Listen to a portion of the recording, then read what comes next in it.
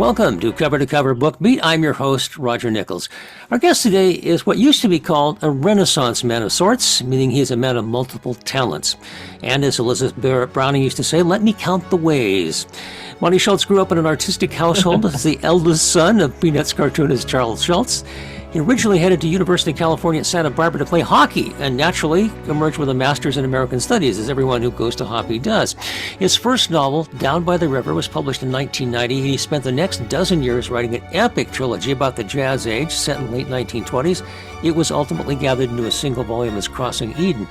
He also revived and is now the owner of the Santa Barbara Writers Conference. And along the way, he also put his creativity to work as a composer, songwriter, producer, and collaborator, gathering a group of very talented musicians and released the album After Many a Summer under the group named Seraphonium. Now, as an old DJ, I found the album a fascinating piece of Americana with song cycle touching multiple genres. But we're here today to talk about his latest work, Undercity. This is a sequel to Metropolis, a massive novel we interviewed him about 3 years ago this month, and he is graciously letting us have a sneak peek because, as I understand it, the book comes out in March, and we are in December of 25. We're very pleased to welcome back Monte Schulz. Thank you very much. I'm so super glad to be here.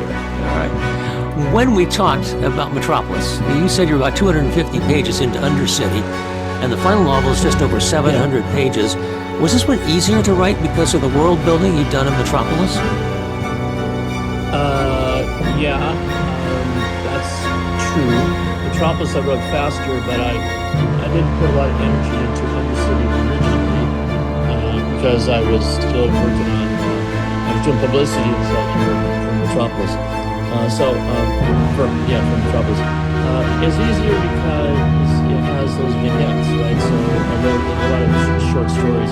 And the through line narrative, Marcos, it's only 24 pages, and it's pretty easy to zoom along.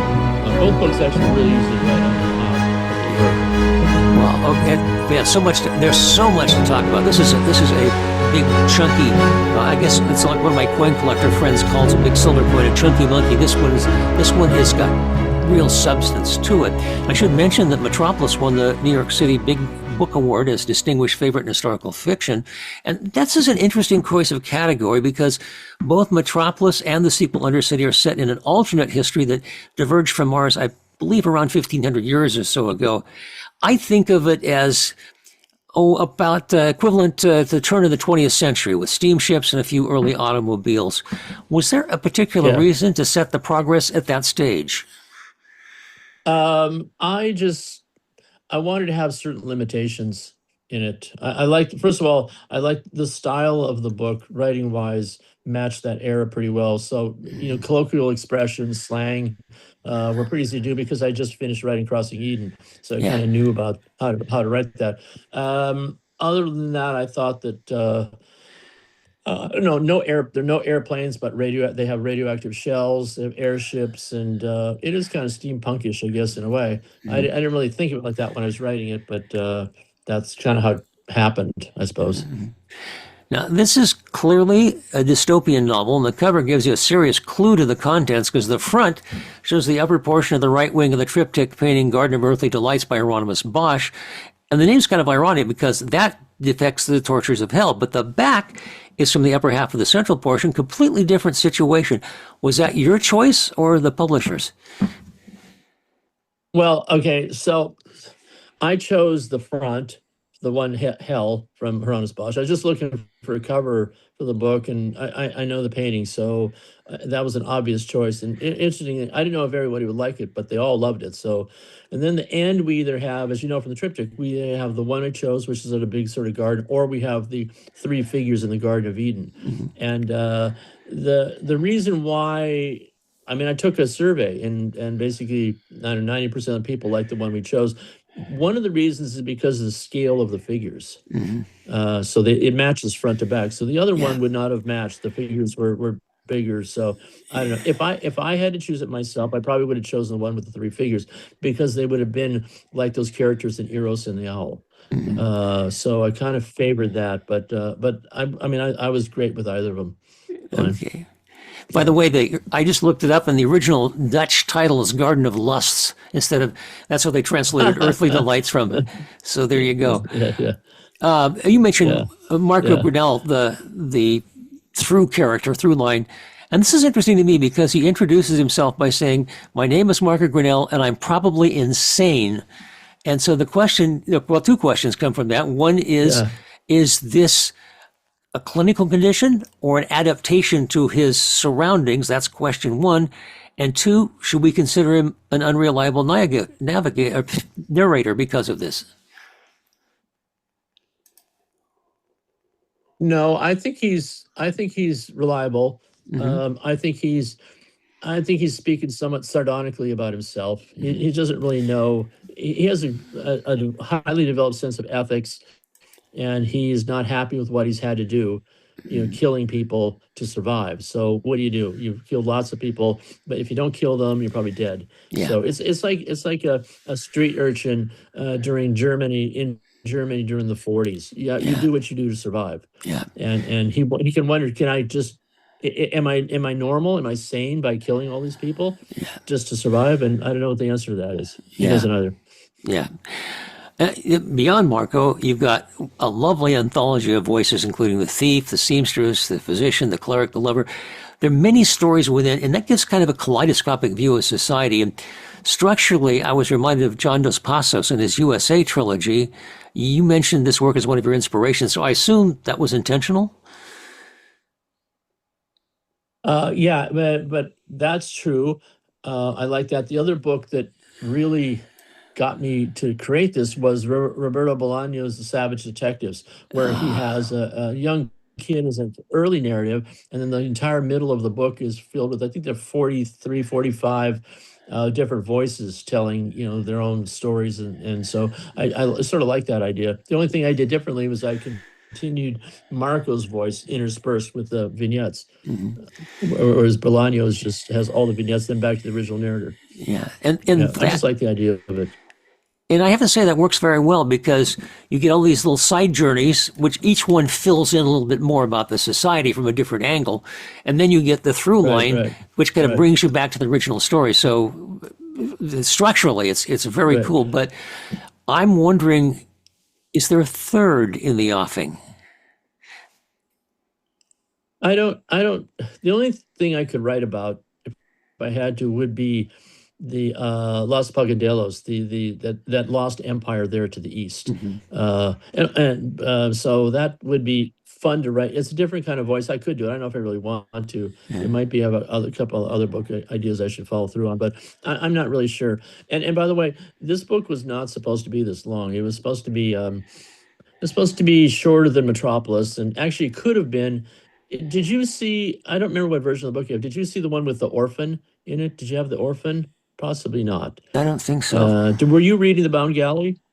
Yeah. Yes. So the orphan makes a big difference in the book. Yeah. Okay. Orphans are mentioned, and it's an interesting story with the orphan because I wanted her in the book, and I tried to write her sort of like from in a concentration camp train, kind of those things. And I thought about 5 or 6 pages of her, and I didn't like it. I thought it was all horrible. I thought my writing was really bad. I was not capturing the mood, the feel, the whole thing. So I gave it up, and then I tried to write. That was writing from a 13-year-old's perspective in a diary. That didn't work for me. So I tried to write from an adult point of view, and that was even a bigger failure. So I gave the orphan up completely. But as I was, getting to the point of editing the book and doing the proofreading, I just felt one more try. So I went into that file, and I was going to cut everything below the title.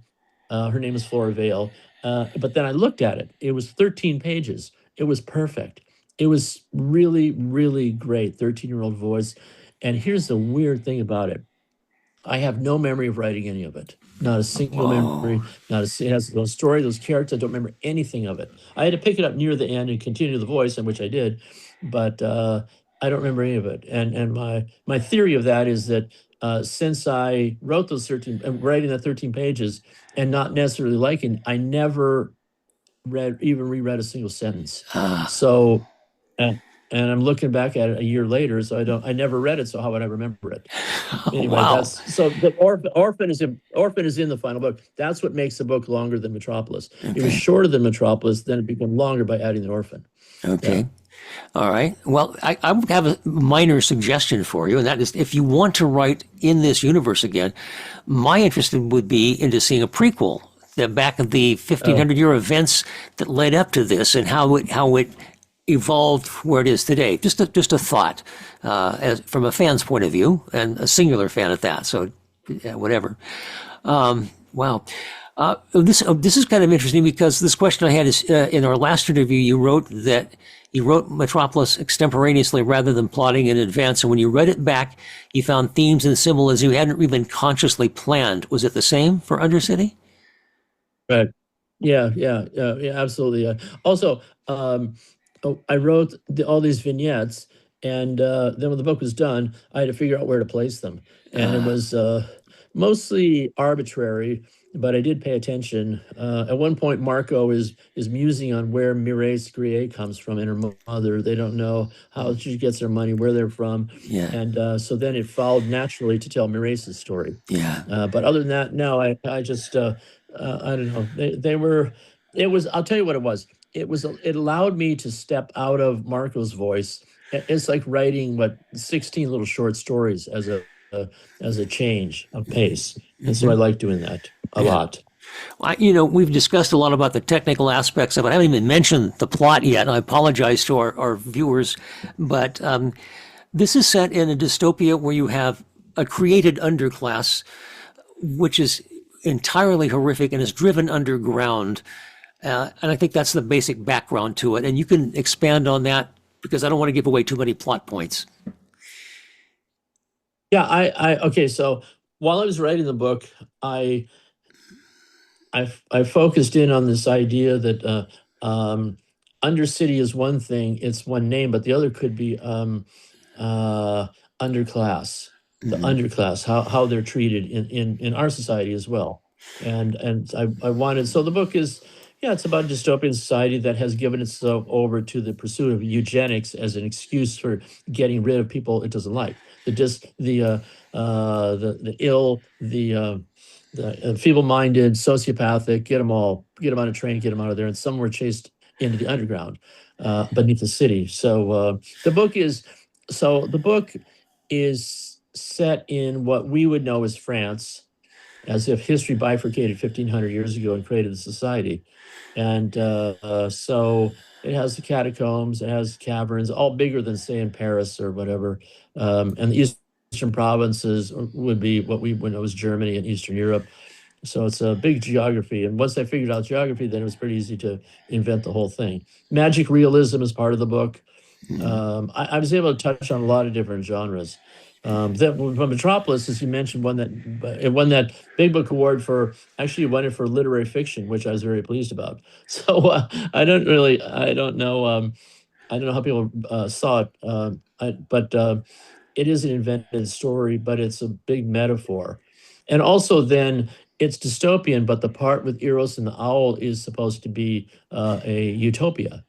So what society could be like, but you see, it's not a perfect society. It's not perfect either, but there's just two people there. Yeah, and I should mention anyway, that's what the book is about. Yeah, you mentioned the Aristotle. That's a few chapters are specifically to that, which again is a fascinating situation, which is a whole different story.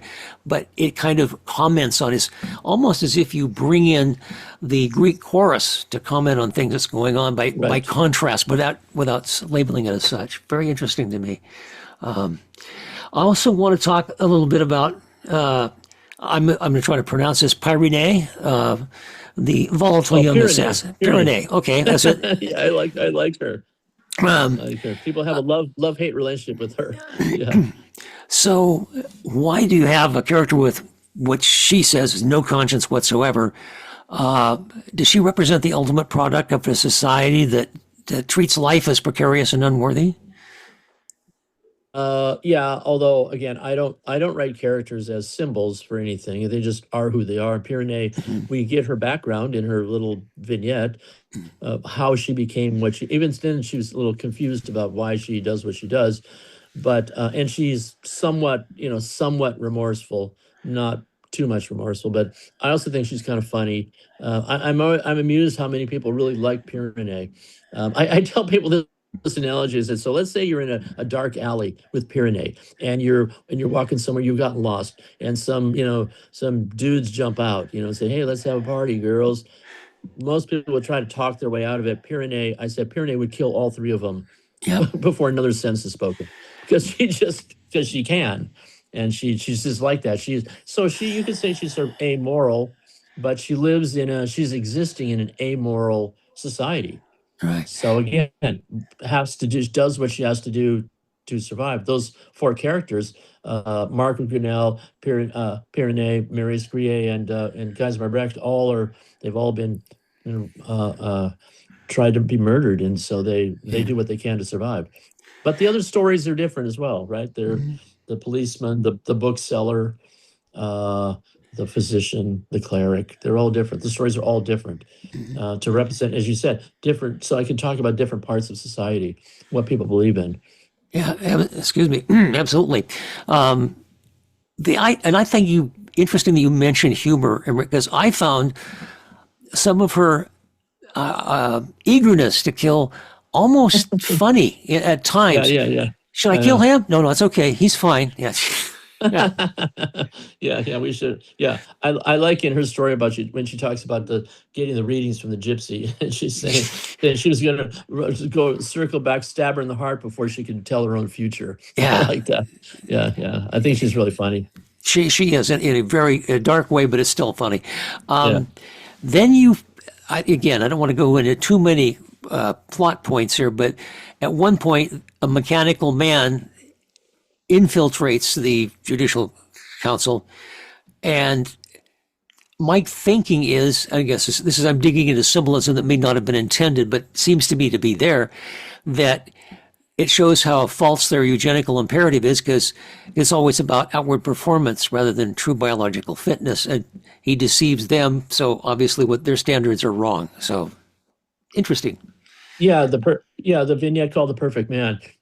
The idea that came about actually with a car ride with my son, where I was talking about AI is going to kill us. You can take over all the nuclear weapons and kill us all. But Wesley said, my son, he said, what if they don't do that? What if the AI takes over and just shuts down the entire weapon system in the world, shuts down all the nukes, all the weapons factories, everything, like akin to a parent taking a scissors out of a child running through a house, saying Yeah. you're not ready for this yet. So we always assume AI would do what we would do, but maybe they don't. Maybe they look at it and say, you just need some help. And I see, because remember, the perfect man says at one point he's not permitted to kill, and the person says, what if a serious situation or something? He said there are other solutions.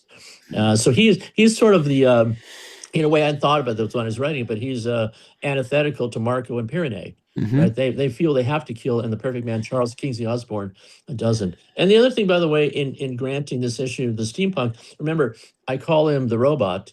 He's a robot. He's That's not. right. He's not a cyborg or anything. Those are more modern terms. Yeah. He's just a robot, but he looks like us, right? I mean, he just looks like very handsome, well-spoken 28-year-old young man, Yeah. and I wanted him like that.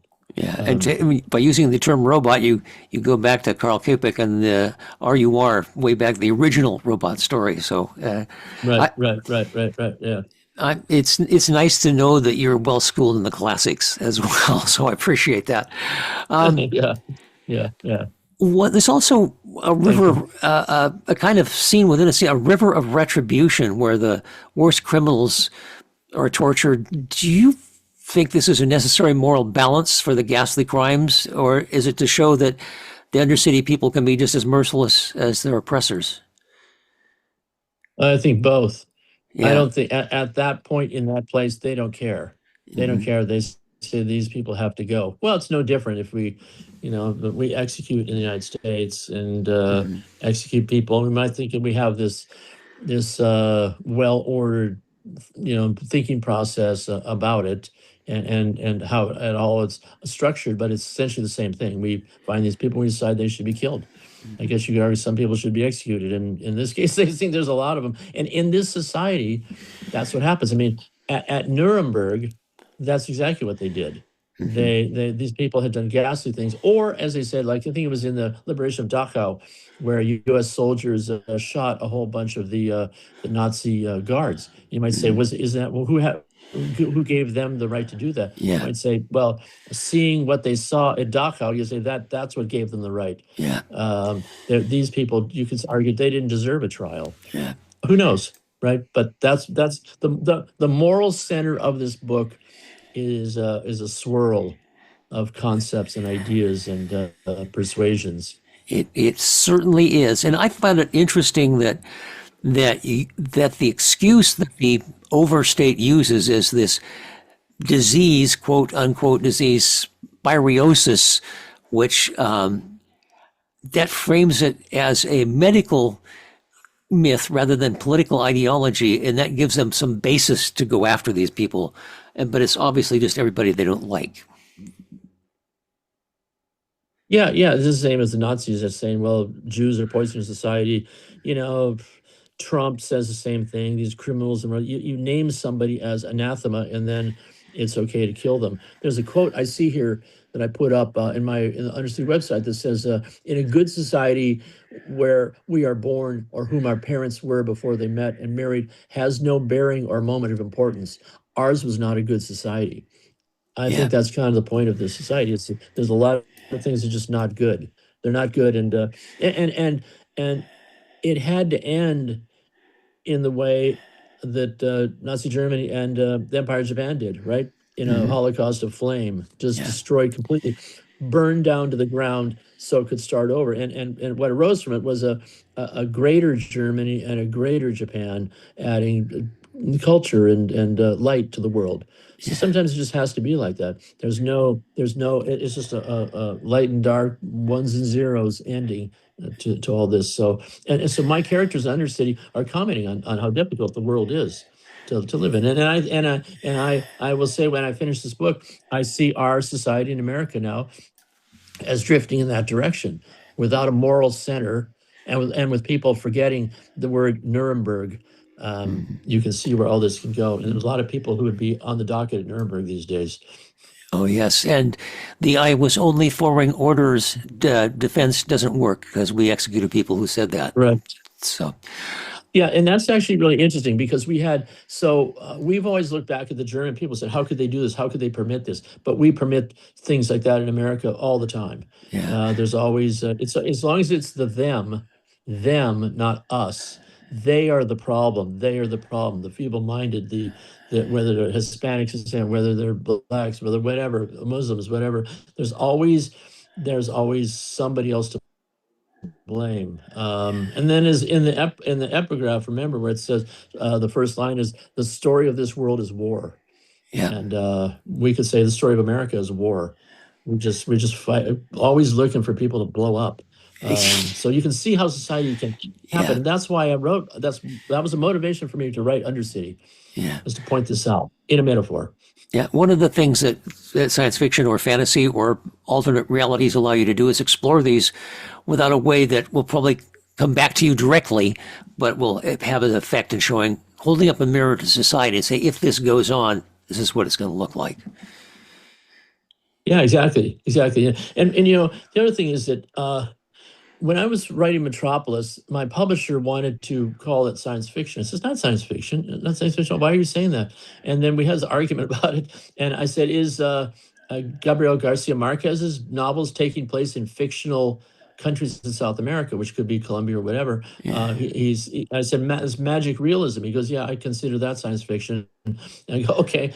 And interestingly enough, Margaret Atwood considered The Handmaid's Tale science fiction. So I think it's stretching the term. I just prefer to say it's literary. It's a literary novel told in different ways. And I think that the majority of people would agree with you on that one. Is there anything we haven't covered you want to make sure we Yeah. mention today? Um, I think it's the idea of Undercity too is to show how people survive. So that's why I have the physician, right, with that horrible disease that happens, that plague in the underground, and they have to make a moral choice. What do we do with those people who survived who are definitely going to die? How do we treat them? And then the cleric offering the theological point of view. He still believes that God is in control, and it's sort of mirroring that line in Sophie's Choice. Where was God at Auschwitz? And the answer is, where was man? But Yeah. if you come back to Marco would say, okay, but where was God? Yeah. Okay, because he refuses to kneel. So I think the point in Undercity is to see a society that has gone crazy and is near the impossibility of redemption, but it happens anyway, and that's what I think the book is about. All right. We should mention some of the places where people can find the book or get a hold of you, or where would they do that?